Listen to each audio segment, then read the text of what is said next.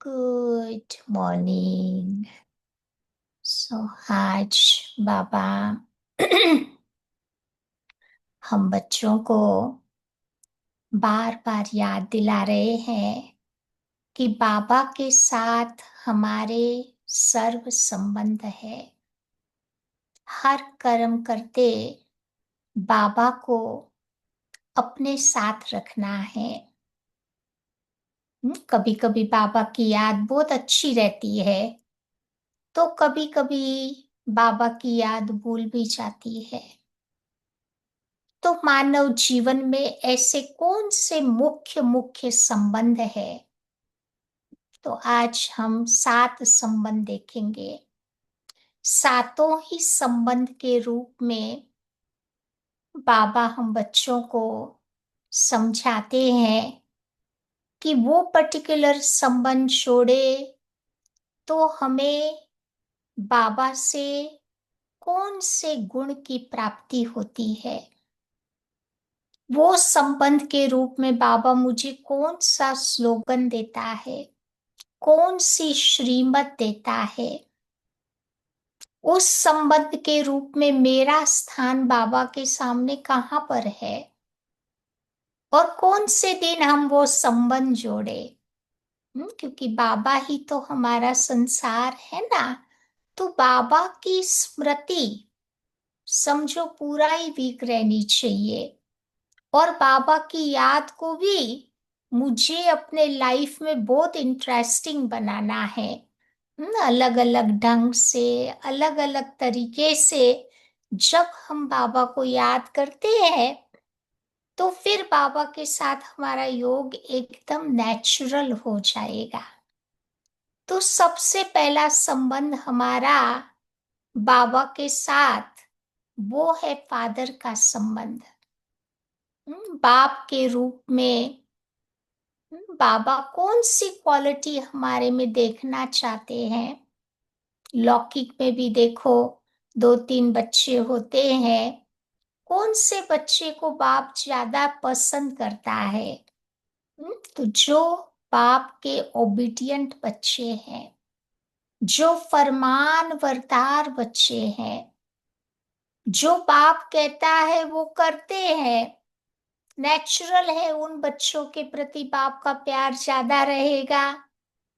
तभी तो बाबा भी हम बच्चों को कहते हैं ना, बच्चे मेरे 2 प्रकार के बच्चे हैं। एक है स्टेप चिल्ड्रन, दूसरे हैं मेरे रियल चिल्ड्रन। या तो बाबा के जो रियल चिल्ड्रन होंगे वो ओबीडियंट होंगे, फरमान बरदार, उसके फरमान पर चलने वाले। फिर बाप के रूप में बाबा रोज रोज मुरली में हम बच्चों को कौन सी बात याद दिलाते हैं? तो बाबा कहते हैं, बच्चे मन मना भव, अपने को आत्मा समझ बाबा को प्यार से याद करो। हम्म? फिर भक्ति मार्ग में हमने भगवान के लिए क्या कहा? भक्ति में कहा कि हे भगवान, हम तो आपके चरणों की धूल है, आप कहाँ हम कहाँ। अब बाबा ने बोला कि तुम मेरे बच्चे कभी चरणों की धूल नहीं हो सकते, तुम तो मेरे सर के ताज हो। लौकिक में भी बाप बच्चों को शोल्डर पर बिठाता है ना, बाबा ने तो हमें सर पे बिठा दिया, अपने सर का ताज बना दिया। बाप के रूप में बाबा हम बच्चों को रोज कौन सा स्लोगन देता है? तो मुरली में सुनते हैं ना, सन शोज फादर। बच्चे ही बाप की प्रत्यक्षता करते हैं। तो बाबा कहते वीक की शुरुआत में मंडे आता है। तो मंडे के दिन पूरा दिन हम लक्ष्य रखे कि आज सारा दिन मुझे बाबा को बाप के रूप में याद करना है। तो बाप का वर्षा भी याद आएगा, बाबा की श्रीमत भी याद आएगी। तो फिर बाबा से जो प्राप्तियां हो रही है वो भी याद आएगी। दूसरा हमारा इम्पोर्टेंट संबंध है मदर का। तो बाबा हमारी मदर भी है। मदर के रूप में बाबा क्या करता है? रोज बच्चों को ज्ञान योग की पालना देते हैं। माताओं की क्वालिटी होती है पालना देने की। तो बाबा कितनी ज्ञान योग की बातें सिखा सिखा कर हमारी पालना करते हैं। कभी बहुत काम करते करते थक जाते हैं ना, तो बाबा क्या कहता है? कि मेरी गोदी में आके रात को सो जाओ। तो बाबा इतनी बढ़िया मालिश कर देगा हमारे मन पर, सारी थकावट उतर जाएगी। तो माँ के रूप में मेरा स्थान उसकी गोदी में है। और माँ क्या करती है? वो लोरी सुनाती है ना। बाबा भी तो हम बच्चों को लोरी सुनाता है ना, रोज रात को गुड नाइट करके सोते हैं ना। क्या कहते हैं बाबा? सो जा राजकुमारी सो जा। बहुत अच्छा गीत गा के बाबा हमें सुला देता है। तो ट्यूसडे के दिन बाबा को हम सारा दिन माँ के रूप में सामने रखे। फिर देखो बाबा हमारा टीचर भी तो है ना। कौन से स्टूडेंट्स लौकिक टीचर को पसंद आते हैं? लौकिक में भी आप देखो कौन से स्टूडेंट्स को टीचर लाइक करेगा?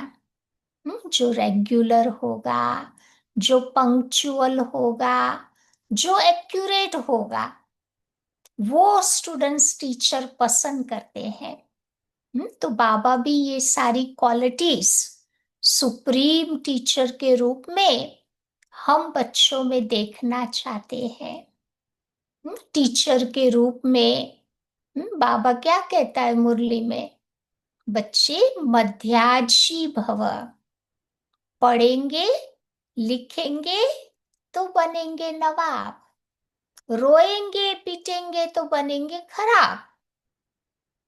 तो ये शिक्षा बाबा टीचर के रूप में देता है। और स्लोगन बाबा कौन सा देता है? कि जब तक जीना है तब तक पढ़ना है। अर्थात अंत समय तक हमें ये पढ़ाई अपनी नहीं छोड़नी है। क्यों नहीं छोड़नी है? क्योंकि knowledge is a source of income. ये ज्ञान ही तो कमाई का साधन है ना। और टीचर कहाँ चाहता है मेरा स्थान कहाँ होना चाहिए टीचर के रूप में? तो बाबा कहते हमारा स्थान है बाबा के बिल्कुल फ्रंट में। होशियार स्टूडेंट्स होते हैं ना, वो पीछे पीछे नहीं बैठते हैं, एकदम आगे बाबा के सामने बैठते हैं। तो अटेंशन रहता है। तो बाबा के सामने मैं आत्मा बैठी हुई हूँ। फिर आप देखो बाबा का साथ का हमारा चौथा संबंध है गुरु का। बाबा गुरु भी तो है ना मुझ आत्मा का। गुरु के रूप में मुझे बनना है ट्रू फॉलोवर, जो बाबा को एक्यूरेट फॉलो कर सके, बाबा के कदम पर कदम रख कर के आगे चल सके। ट्रू फॉलोवर के रूप में मुझे और क्या करना है?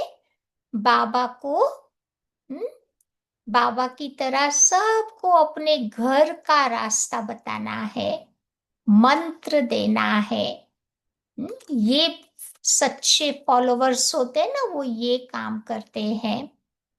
फिर बाबा कहते हैं कि कौन सा स्लोगन बाबा गुरु के रूप में मुझे बताते हैं? कि जहां बिठाए जो सुनाए, जैसा सुनाए जैसा चलाए, जैसे चलाए ऐसे हम चलते रहेंगे। हुक्मी हुक्म चला रहा है। ये बात बार बार अपने आप को दिलाते रहेंगे। और मेरा स्थान कहाँ पर है? बिसाइड्स, बाबा के बाजू में मैं आत्मा बैठी हूँ। चेले नीचे बैठते हैं, लेकिन जो उसका मुख्य फॉलोवर होता है ना, गुरु हमेशा उसको अपने बाजू में बिठाता है।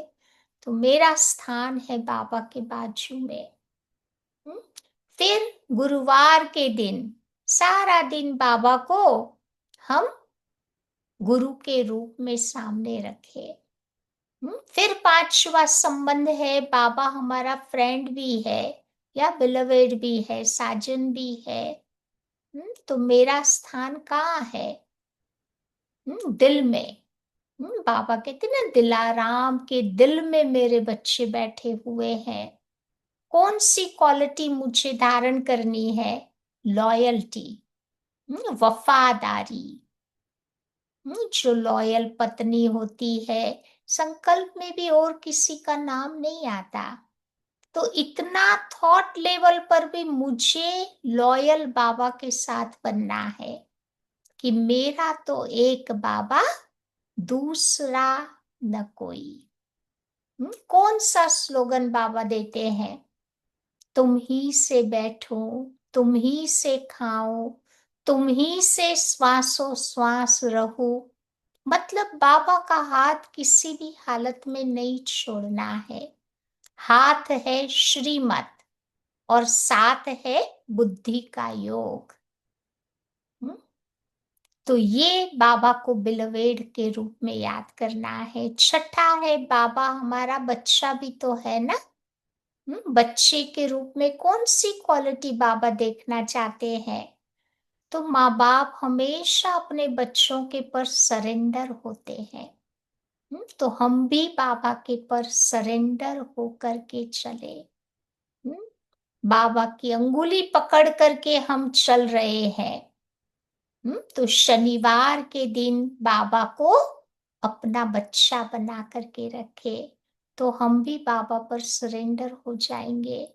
और सातवां है धर्मराज। धर्मराज को कौन सी चीज प्यारी है? ऑनेस्टी, ट्रांसपेरेंसी, सच्चाई, सफाई। जितनी हमारे अंदर सच्चाई सफाई होगी, उतना बाबा कहते हैं धर्मराज का सामना कर पाएंगे। विजुलाइज करो, वही धर्मराज के सामने हम डिग्निटी के साथ खड़े हैं। अगर कुछ गलत किया हुआ होगा तो क्या होगा? सर झुक जाएगा। लेकिन अच्छे कर्म करके जा रहे हैं ना, तो डिग्निटी के साथ हम खड़े रहेंगे। कौन सा स्लोगन बाबा याद दिलाता है कि कायदे में ही फायदा है। जितना जितना बाबा के कायदों पे चलेंगे, उतना हमारा जीवन आगे बढ़ेगा। तो संडे के दिन बाबा को धर्मराज के रूप में याद करें। क्योंकि वही तो दिन होता है, उस दिन थोड़ा लेजी बन जाते हैं, केयरलेस बन जाते हैं। कभी स्टडी हमारी छूट जाती है क्योंकि छुट्टी का दिन होता है ना। लेकिन बाबा कहते हैं, बाबा की यूनिवर्सिटी में तो कभी छुट्टी नहीं होती, 365 दिन खुली होती है ना। तो बाबा कहते हैं ये वीक के सातों ही दिन एक एक संबंध को जोड़कर उस संबंध के रूप में हम बाबा को अपने साथ रखें। तो हमारा बाबा के साथ का योग बहुत एंजॉयबल हो जाएगा, इंटरेस्टिंग बन जाएगा। तो आइए सुनते हैं आज की बाबा की 20 तारीख की मुरली। बाबा कहते, मीठे बच्चे, बाप का प्यार लेना हो तो आत्म अभिमानी बनकर बैठो। बाप से हम स्वर्ग का वर्षा ले रहे हैं, इसी खुशी में सदा रहो। आज का प्रश्न है, संगम पर तुम ब्राह्मण से फरिश्ता बनने के लिए कौन सी गुप्त मेहनत करते हो?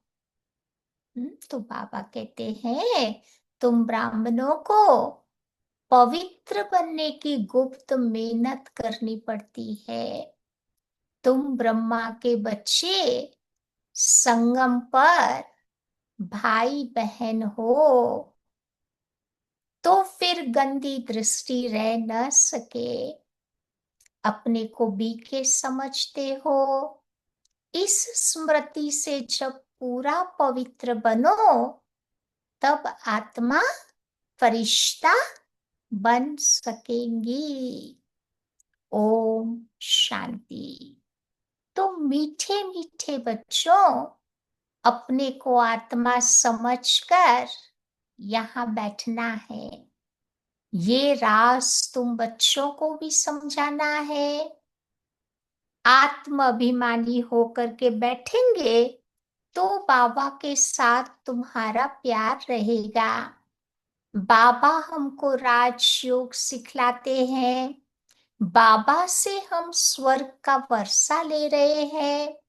ये सारा दिन अगर बुद्धि में याद रहे, इसमें मेहनत है। इतना आसान काम नहीं है, थोड़ा मेहनत वाला भी है।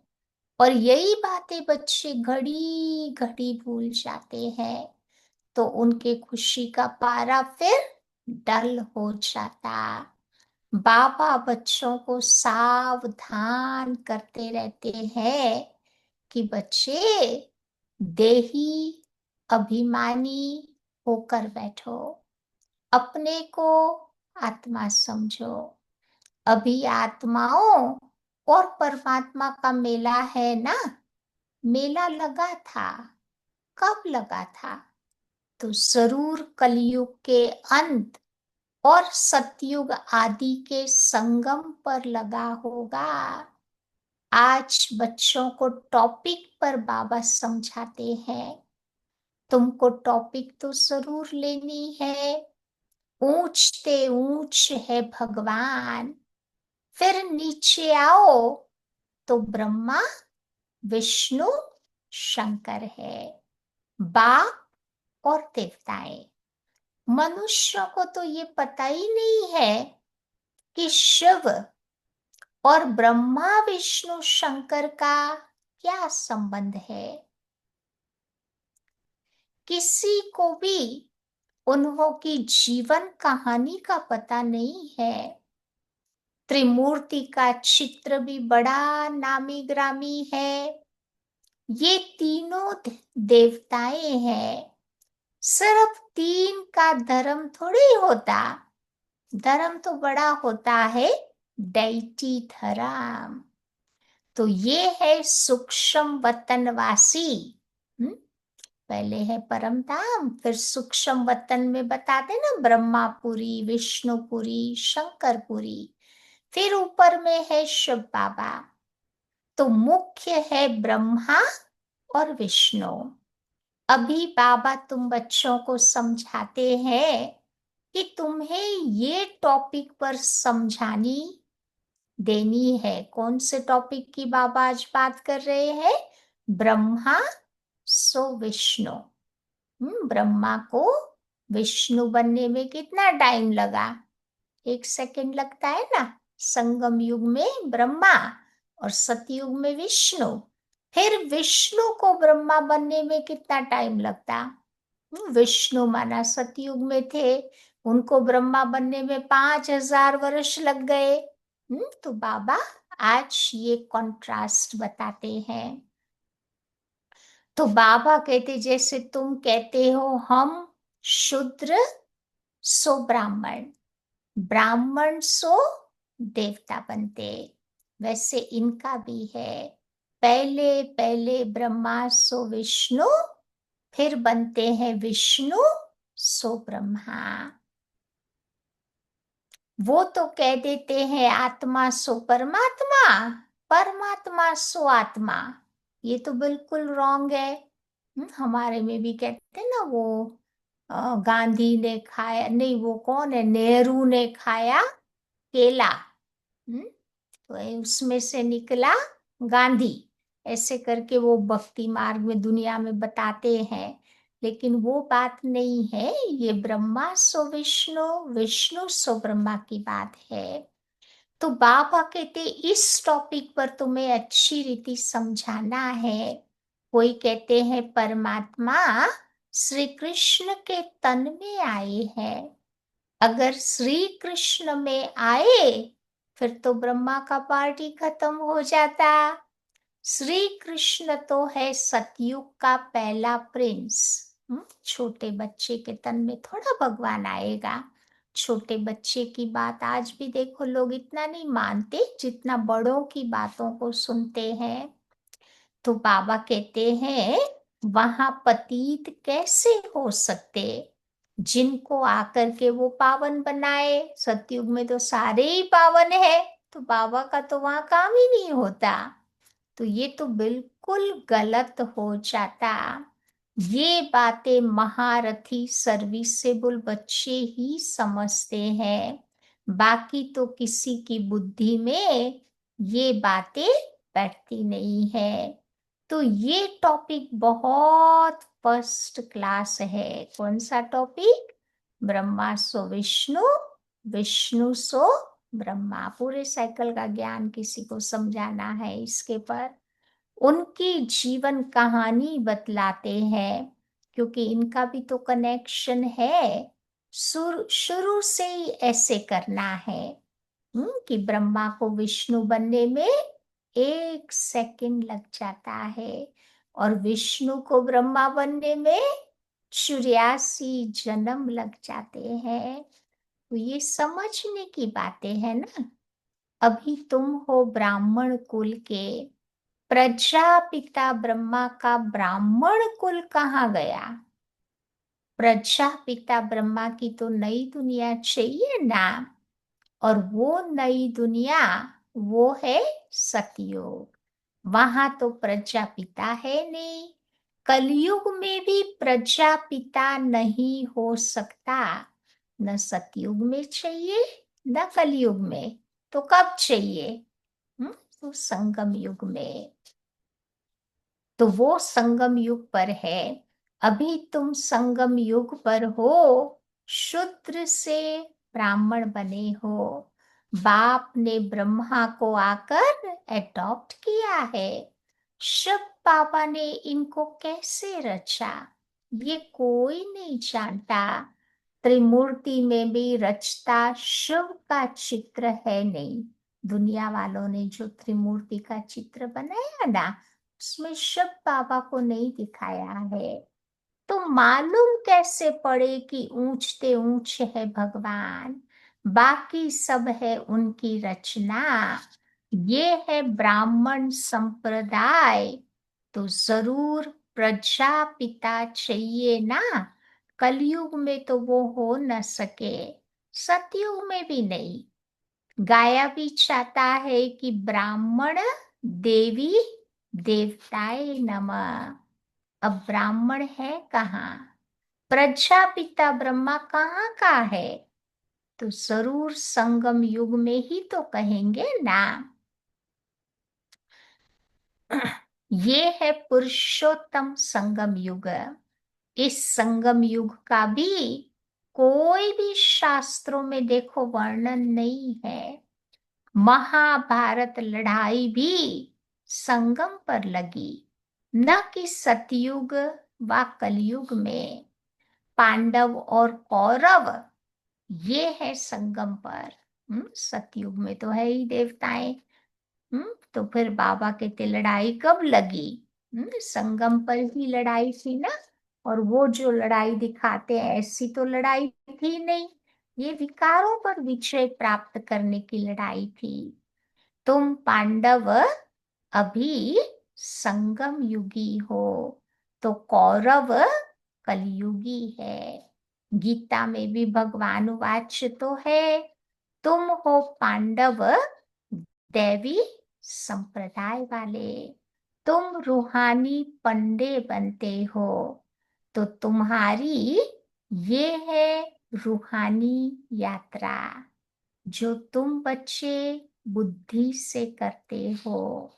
बाप कहते हैं कि अपने को आत्मा समझो, याद की यात्रा पर रहो। जिस्मानी यात्रा में तीर्थों आदि पर जाकर फिर लौट आते हैं, तो वो यात्रा आधा कल्प चलती है। ये संगम युग की जो यात्रा है, एक ही बार ये चलती है। तुम जाकर मृत्यु लोक में वापस नहीं आएंगे। हमारा ये अंतिम जन्म है ना, तो वापस इस दुनिया में नहीं आना है। तुम जानते हो अभी हम ब्राह्मण संप्रदाय के हैं, फिर दैवी संप्रदाय के बनेंगे, फिर सतयुग में कहलाएंगे विष्णु संप्रदाय। सतयुग में देवी देवताएं विष्णु संप्रदाय के हैं। वहां चतुर्भुज की प्रतिमा तो रहती है। सतयुग में वो हमारा एम्बलम होगा, यहाँ 3 शेर वाला वो बताते हैं ना, 3 शेर का मुख वाला चित्र, वहां का एम्बलम वो विष्णु का होगा। जिससे मालूम पड़ जाता कि ये विष्णु संप्रदाय है। यहाँ प्रतिमा है रावण की, तो रावण संप्रदाय हो गए। तो ये टॉपिक रखने से भी मनुष्य बड़ा वंडर खाएंगे। अब तुम बच्चे देवता बनने के लिए राजयोग सीख रहे हो। ब्रह्मा मुख वंशावली ब्राह्मण हो, जो शूद्र से अभी ब्राह्मण बने हो। अभी बाबा ने तुम बच्चों को अडॉप्ट किया है। ब्राह्मण भी यहाँ है, फिर जाकर देवता बनेंगे। तो डिनेस्टी यहाँ ही होती। डिनेस्टी राजाई को भी कहा जाता। विष्णु की डिनेस्टी है, ब्राह्मणों की डिनेस्टी नहीं कहेंगे, क्योंकि डिनेस्टी में पूरी राजाई चलती है। एक के पिछाड़ी दूसरा तीसरा, नहीं जैसे अंग्रेजों का था ना, Edward the first second third, ऐसे Lakshmi Narayan the first second third, ऐसे 8 गद्दियां चलेगी। तो बाबा कहते अभी तुम जानते हो हम है ब्राह्मण कुलभूषण, फिर देवता बनते। ब्राह्मण सो विष्णु कुल में, फिर विष्णु कुल में आते हैं, फिर बाद में जाके क्षत्रिय कुल में जाएंगे। त्रेता में कहलाएगा क्षत्रिय कुल। फिर क्षत्रिय कुल से कहाँ जाएंगे? फिर बाबा कहते वैश्य वंशी कुल में जाएंगे, द्वापर में। फिर कलयुग में आते आते शूद्र वंशी कुल में, फिर ब्राह्मण सो देवता बनेंगे। तो बाबा ने तुम बच्चों को अर्थ कितना क्लियर समझाया है। चित्रों में तो पता नहीं क्या क्या दिखाते रहते हैं। हम ब्राह्मण सो विष्णुपुरी के मालिक बनते। इसमें बाबा कहते तुम्हें मूंझना नहीं चाहिए। बाबा ऐसे ऐसे बच्चों को निबंध देते थे, फिर उस पर विचार सागर मंथन करके किसी को समझाए, जो मनुष्य भी वंडर खाए कि ये इनकी समझानी तो बहुत अच्छी है। सिवाय ज्ञान सागर और कोई तुमको ऐसा समझा न सके। तो विचार सागर मंथन करके बच्चों को बैठ करके लिखना चाहिए, फिर पढ़ो तो ख्याल में भी आएगा। पहले बाबा कहते टॉपिक निकालो, फिर उसके पर विचार सागर मंथन करो, फिर उसको लिखो, है, फिर बाबा कहते उसमें करेक्शन करो। तो फिर अच्छी तरह समझा पाएंगे। तो विचार सागर मंथन करके फिर बच्चों को लिखना चाहिए ना, फिर पढ़ो तो ख्याल में भी आएगा। फिर कौन से अक्षर ऐड करने चाहिए, ये भी सोचो। बाबा भी पहले पहले मुरली लिख करके तुम बच्चों को हाथ में देते थे, फिर सुनाते थे। यहाँ तो तुम बाबा के, यहाँ तो तुम घर में बाबा के साथ रहते हो, अब तो तुमको बाहर में जा करके सुनाना पड़ता है। तो ये तुम्हारी टॉपिक बड़ी वंडरफुल है। कौन सी टॉपिक? ब्रह्मा सो विष्णु, इनको कोई नहीं जानता। विष्णु की नाभि से ब्रह्मा दिखाते हैं। जैसे कहते हैं ना कि गांधी की नाभि से नेहरू निकला, परंतु डिनेस्टी तो चाहिए ना, बहुत कुछ ज्यादा लंबा चौड़ा नहीं बताते हैं। तो ब्राह्मण कुल में तो राजाई होती नहीं। सतयुग में होगी, संगम में तो राजाई होती नहीं। ब्राह्मण संप्रदाय सो बनते हैं दैती डिनेस्टी। फिर चंद्रवंशी डिनेस्टी में जाएंगे। त्रेता में भी राजाशाही होती है ना, राम का राज्य। फिर वैश्य डिनेस्टी, द्वापर में भी राजे लोग थे। ऐसे हरेक दिन की डिनेस्टी चलती रहती है, खाली कलयुग में ही थोड़े जन्म आप देखो ना, प्रजा का प्रजा पर राज्य होता, नहीं तो राजाशाही है पूरे साइकिल में आप देखो। तो बाबा कहते हैं कि ये दो अक्षर भी कोई की बुद्धि में जल्दी नहीं आता। कौन से दो अक्षर? कि सतयुग वाइसलेस वर्ल्ड है और कलयुग विशियस वर्ल्ड है। मनुष्य न वाइसलेस को जानते न विशियस को जानते। तुम बच्चों को समझाया जाता है कि देवताएं तो वाइसलेस है, ऐसे कभी नहीं सुना कि ब्राह्मण वाइसलेस है। ब्राह्मण अभी पुरुषार्थ कर रहे हैं ना वाइसलेस बनने का, निर्विकारी बनने का पुरुषार्थ कर रहे हैं। नई दुनिया है वाइसलेस, पुरानी दुनिया है विशियस। तो जरूर संगम युग भी दिखाना पड़े ना, इसका किसी को भी पता नहीं है। पुरुषोत्तम मास भी मनाते हैं, वो 3 वर्ष के बाद एक मास मनाते हैं। वो अधिक मास कहते हैं ना, एवरी 3 इयर्स के बाद आता है। और हमारा तो ये पुरुषोत्तम युग कब आता है? पूरे साइकिल में आप देखो एक ही बार आता। तो मनुष्य आत्मा और परमात्मा को यथार्थ नहीं जानते, सिर्फ कह देते हैं। क्या कह देते हैं? कि भृगुटी में चमकता हुआ एक अजब सितारा। बस जैसे दिखाते हैं कि राम कृष्ण परमहंस का चेला विवेकानंद कहते थे कि मैं गुरु के सामने बैठा था, गुरु का ध्यान तो करते हैं ना।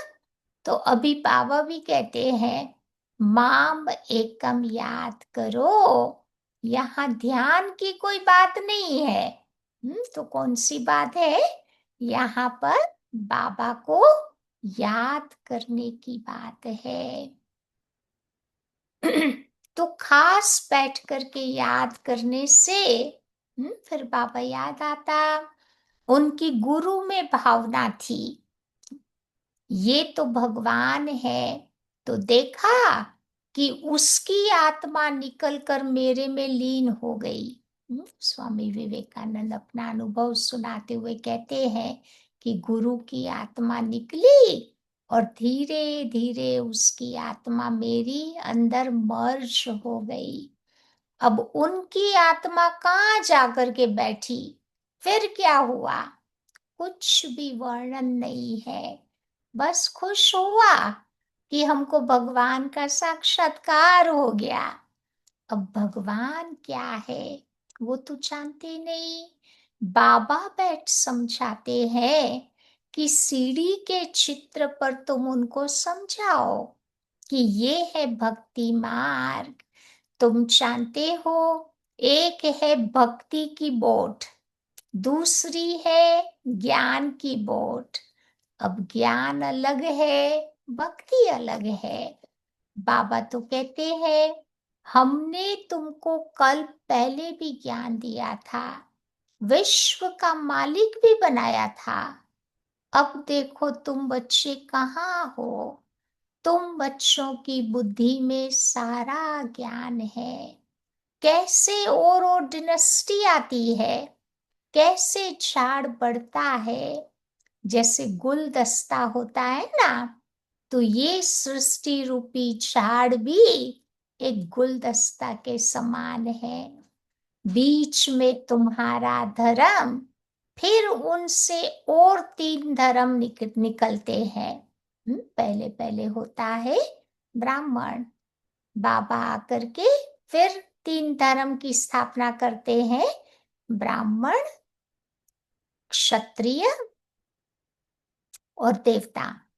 तो पहले था देवी देवता धर्म, उसमें से 3 टालियां निकली, ब्राह्मण, देवता और क्षत्रिय धर्म की। फिर उनसे धीरे धीरे वृद्धि होती जाती। तो इस झाड़ को भी याद करना है ना, कितनी टालियां आदि निकलती रहती है। पिछाड़ी में आने वाले का मान भी हो जाता है। ये वड का झाड़ है ना, थूर है नहीं, बाकी सारा झाड़ खड़ा है, बिना फाउंडेशन का सारा झाड़ खड़ा है। अब देखो कितना दिन वो चलेगा। देवी देवता धर्म तो खत्म हुआ पड़ा है, बिल्कुल सड़ गया है। भारतवासी अपने धर्म को बिल्कुल नहीं जानते, और सब अपने धर्म को जानते हैं, लेकिन ये लोग कह देते कि हम धर्म को ही नहीं मानते। तो मुख्य धर्म ही 4 होते हैं। देवी देवता धर्म, फिर उनमें से इस्लाम धर्म निकला, फिर बौद्ध धर्म निकला, फिर क्रिश्चियन धर्म। बाकी सब उनकी ब्रांचेस, सब ब्रांचेस हो गई। बाकी छोटे छोटे तो अनेक धर्म है। इस झाड़ और सृष्टि चक्र को तुम बच्चे जानते हो। देवी देवता धर्म का नाम ही गुम कर दिया। फिर बाबा आकर के उनकी स्थापना कर बाकी सब धर्म का विनाश कर देते हैं। गोले के चित्र पर भी उनको जरूर समझाना चाहिए, ये सतयुग, ये कलयुग। कलयुग में कितने धर्म है, सतयुग में है एक धर्म। एक धर्म की स्थापना, अनेक धर्मों का विनाश कौन कराता होगा? भगवान भी जरूर किसी के द्वारा तो कराएंगे ना। बाबा किसी को निमित्त बना करके कराएंगे। तो बाबा कहते हैं कि ब्रह्मा द्वारा आदि सनातन देवी देवता धर्म की मैं स्थापना कराता हूँ। ब्राह्मण सो विष्णुपुरी के देवता बनते हैं। संगम पर तुम ब्राह्मणों को पवित्र बनने की ही गुप्त मेहनत करनी पड़ती। तुम ब्रह्मा के बच्चे संगम पर भाई बहन हो, तो तुम्हारी गंदी दृष्टि नहीं रह सकती। अपने को बी के समझते हैं, इसी में ही तो मेहनत है। तो बाबा कहते हैं हम बीके हैं, ये कभी कभी बच्चे भूल जाते हैं। तो इसमें बड़ी गुप्त मेहनत है। युगल होकर के रहते हैं, इसको क्या पता। खुद ही तो जानते हैं ना कि हम ब्रह्मा कुमार कुमारियां हैं, हम फरिश्ते हैं। तो फिर किसी को हाथ नहीं लगाने देना है। ऐसे करते करते सूक्ष्म वतनवासी फरिश्ते बन जाएंगे, नहीं तो फरिश्ता नहीं बन सकते। फरिश्ता बनना है तो पवित्र रहना पड़े। ऐसी जोड़ी निकले जो नंबर 1 जाए। कहते हैं ना कि दादा ने तो सब कुछ अनुभव किया, पिछाड़ी में जाकर के संन्यास किया। तो बहुत मेहनत तो उनको है, जो जोड़ा बन करके रहते हैं। फिर उसमें ज्ञान और योग भी चाहिए। युगल बन के रहते हैं ना, तो बाबा कहते ज्ञान और योग भी चाहिए। बहुतों को आप समान बनाए तब तो बड़ा राजा बन सके ना। सिर्फ एक बात नहीं है, बाबा तो कहते हैं कि बच्चे तुम शिव बाबा को याद करो। ये है प्रजापिता ब्रह्मा। बहुत ऐसे भी है जो कहते हैं कि हमारा काम तो केवल शिव बाबा से है, हम ब्रह्मा को याद ही क्यों करें। बाबा ने तो कभी नहीं कहा था कि तुम मुझे याद करो। लेकिन बाबा ब्रह्मा के थ्रू वर्षा देते हैं ना, तो ब्रह्मा की बात सुननी तो पड़ेगी। कभी बाबा कुछ समझाते थे, सिखाते थे। हम ब्रह्मा को पत्र क्यों लिखे। कोई कोई ऐसे टेढ़े थे बाबा के टाइम पर भी, तो ऐसे ऐसे सोचते थे उल्टा सुल्टा। तो बाबा कहते ऐसे भी होते हैं, तुमको याद करना है शिव बाबा को। इसीलिए बाबा अपना फोटो आदि भी नहीं देते थे। ब्रह्मा बाबा कभी किसी को नहीं कहते थे कि तुम मुझे याद करो। बाबा अपना फोटो भी किसी को नहीं देते थे, न फोटो बाबा लेने देते थे। अब इनमें शिव बाबा आता है ना, ये तो देहधारी है। अभी तो तुम बच्चों को बाबा से वर्षा मिलता, वो अपने को ईश्वर कहते हैं, फिर उनसे क्या मिलता। कितना घाटा पड़ा है भारतवासियों का। एकदम भारतवासियों ने दिवाला मारा है, प्रजा से भीख मांगते रहते हैं, 10-20 वर्ष का लोन लेते हैं, फिर देना थोड़ी ही है। क्योंकि कर्म का हिसाब किताब देखो, जो यहाँ से लेके गए हैं ना, वही अभी लौटा रहे हैं इंटरेस्ट के साथ। फिर बाबा कहते इतनी लंबी दुनिया थोड़ी चलेगी, लोन थोड़ा भरेंगे। तो बाबा कहते लेने वाले देने वाले दोनों ही खत्म हो जाएंगे, तो खेल ही पूरा खत्म हो जाना है। अनेक मुसीबतें सर पर है। देखो कोई दिवाला मार देता, कहाँ कहाँ बीमारियां आ जाती, आदि बहुत हो रहा है दुनिया में। कोई साहूकारों के पास पैसा रख देते हैं, फिर वही दिवाला मार देता, तो गरीबों का कितना दुख उनको होता।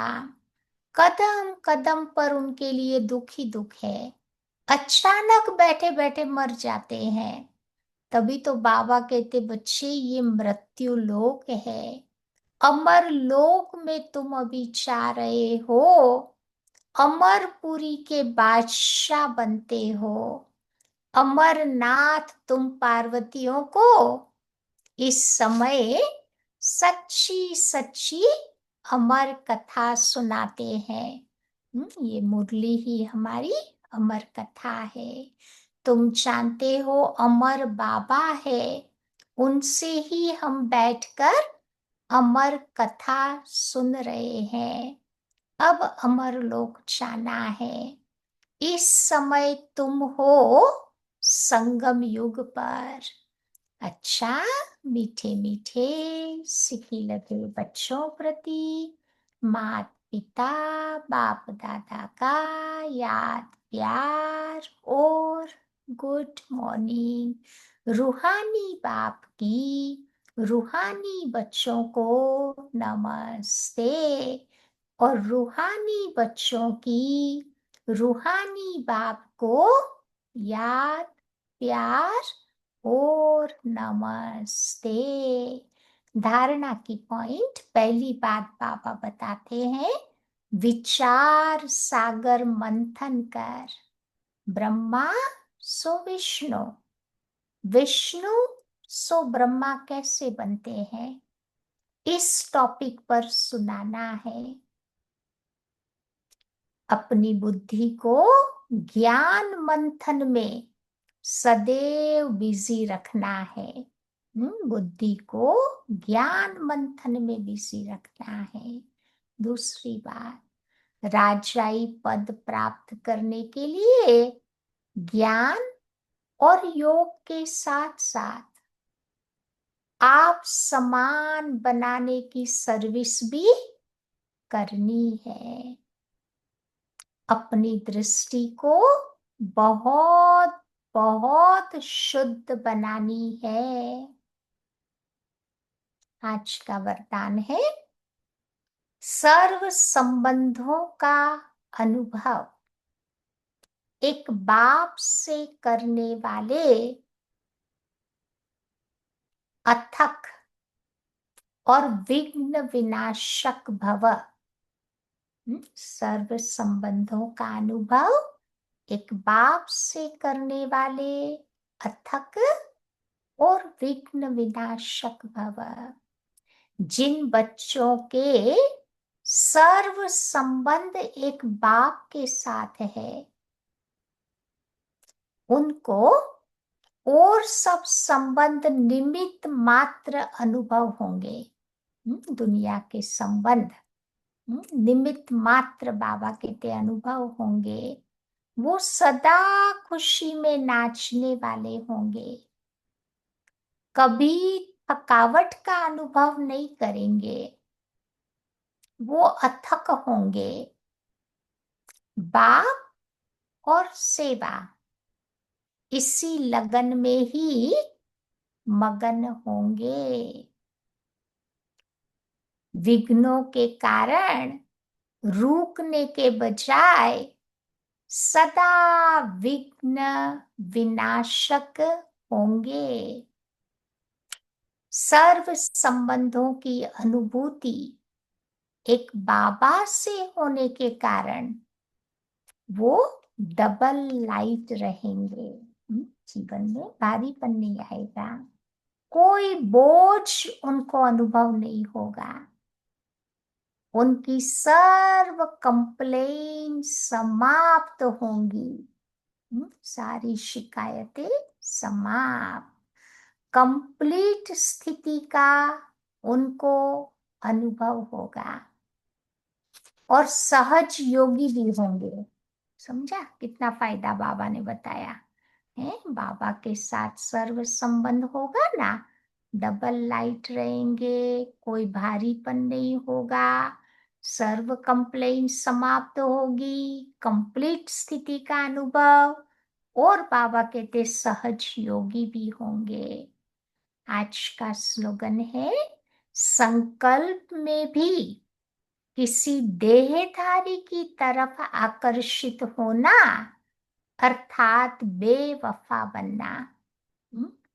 बाबा ने बोला ना, थॉट लेवल पर भी हमारी लॉयल्टी चाहिए। तो संकल्प भी एक बाबा की तरफ। आज का व्यक्ति इशारा है, जैसे अंतरिक्ष यान वाले ऊंचे होने के कारण सारे पृथ्वी के जहां के भी चित्र खींचना चाहे वो खींच सकते हैं। ऐसे साइलेंस की शक्ति से अंतर्मुखी यान द्वारा, मनसा शक्ति द्वारा किसी भी आत्मा को चरित्रवान बनने की, श्रेष्ठ आत्मा बनने की प्रेरणा दे सकते हो। क्योंकि ऊंची स्थिति है ना, साइलेंस की स्थिति, ऊंची स्थिति में स्थित होकर जिन आत्माओं को बाबा के रास्ता दिखाना चाहे, मदद करना चाहे, आसानी से हम कर सकते हैं। समझा? तो आज क्या याद रखेंगे? बाबा के साथ संबंध याद रखना। आज फ्राइडे है ना, तो आज बाबा का शुक्रिया अदा करते हुए, बाबा को कौन सा संबंध में, जो भी आपके फेवरेट संबंध हो, 7 संबंध बताए ना, उनमें से कोई भी एक संबंध बाबा के साथ जोड़ करके बाबा को सारा दिन हम अपने साथ रखेंगे। और उस संबंध में बाबा मुझे क्या प्राप्ति का अनुभव कराता है, वो सारा दिन अपने आप को याद दिलाते रहेंगे। ठीक है, तो ये थी बाबा की प्यारी सी आज की मुरली।